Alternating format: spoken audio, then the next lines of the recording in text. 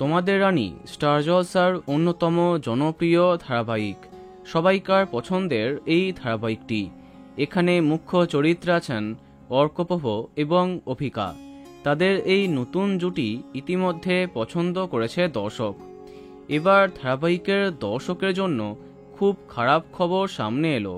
তার সাথে একটি বড় আপডেট জানা গেল।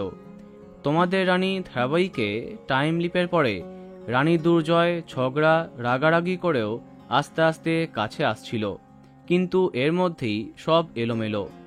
এবার দেখা যাচ্ছে খুন হয়েছে রানী, মারা গেছে সবার প্রিয় রানী। সম্প্রতি সামনে আসা চমকে দেখা যাচ্ছে রানী খুন হয়েছে কিনা সেটা জানতে চাইছে সাংবাদিকরা। এদিকে শোকে পাথর দুর্জয়। অনিশা তাকে বোঝায় তার ছোট্ট মেয়ে দুনির জন্য তাকে শক্ত থাকতে হবে, আর ওরা দুজন মিলে তাকে স্বাভাবিক জীবন দেবে। আর এই ঘটনায় রাগে ফেটে পড়েছে দর্শকেরা। কিন্তু এখন প্রশ্ন, রানী কি সত্যি মারা গেছে?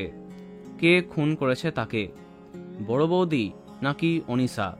এবার বড় সত্যি সামনে আসবে। এবার অনিশার ভালো মানুষের পিছনে আসল চেহারাটা সামনে আসবে। অনিশা যে পাল্টে যায়নি সেটা দেখবে দর্শক।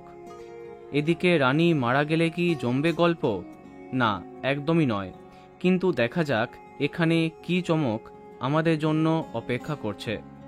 তো বন্ধুরা, তোমাদের রানী কার কার প্রিয় কমেন্টে জানাতে পারো। ভিডিওটি লাইক এবং শেয়ার করো। এই রকম আরও অনেক ভিডিও পেতে সাবস্ক্রাইব কারেন্ট পজ। ধন্যবাদ।